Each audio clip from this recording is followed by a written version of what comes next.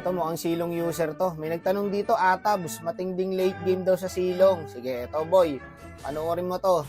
Ganito yung rotation sa silong, brad ha. Pag clear mo, ilaban mo yung crab.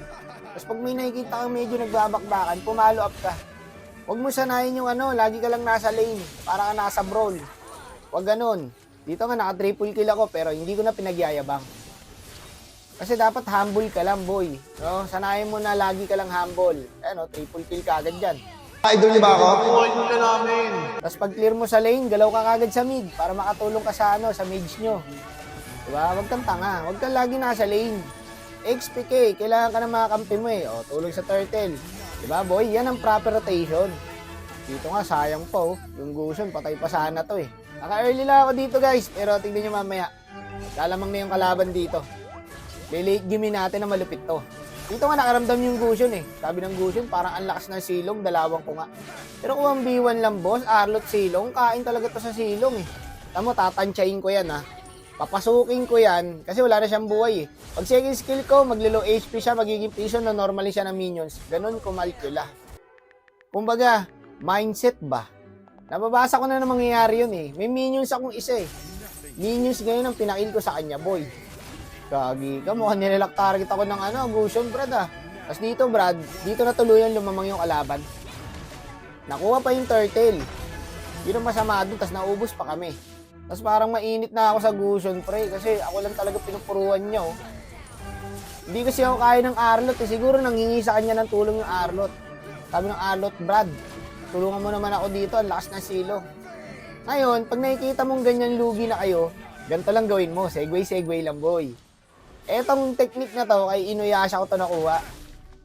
Pagka lugi sa clash, huwag ka sumama. Magtulak ka lang. Huwag ng droga. Say no to drugs. Okay? Magtulak ka lang ng minions. Makunat yung Arlot. Pre, nakatank build siguro to, no? Ayun, nakuha na nila yung Lord, pero okay lang yan. Tapos dito na nagyabang yung kalaban. GG's na daw agad, hindi pa tapos. Tapos sabi dito ng Gusion, malas mo, nakalaban mo ko. Eto na. Dito na lalabas laro ko. Pagka yung may nanta-trash talk, ito, trash talker to eh. Tamo, nawala. Mamaya yan, boy. Ang inaantay ko na lang dito, makalak item ako eh. Ayan na, tulak-tulak ka lang ng minions, boss. Mamaya, ubusin ko yan, boy. Manood ka, boy. Sasabage ko to. Maniwala ka sa akin. Dito nakakaramdam ako may Gusion eh. Kaya, ayun sayang. Kung nasundot ko yung brad, abulin kita, loko. Ang gandulo ng mundo. Ay, bakit boss? Boss, bakit boss? Tapos dito, tumitipi. Tumawa pa. Tinipihan ka na, tinawanan ka pa. Insulto yung brad. Ganun. Okay, okay lang yan. Tignan mo mamaya, malulungkot yan, boy. Saka nga pala, pagka ganyan may mga trash talker, wag ka sasagot. Okay? Alam niyo naman ang kasabihan ko, masama po ang nakikipag-away. Ayan segway lang muna. Tapos pag nakaramdam ka na, tipi ka na, brad. Tapos abang ka lang, eto na, my lord. Eto na, sinasabi ko. Malulungkot to, brad. Napiyok pa. Ubusin ko to. Para sa'yo to, boy. Bira ko lang gawin tong umubos ng kalaban. Pero papakita ko na, ito na. Ubos na to. Akin na matira. Pag ubos, sabay endable. Matik. Ubos kami. Kaya wala na pala akong kampi. Sorry, brad. Ang expect ko kasi, madidip talaga yung kasi may hanabi kami.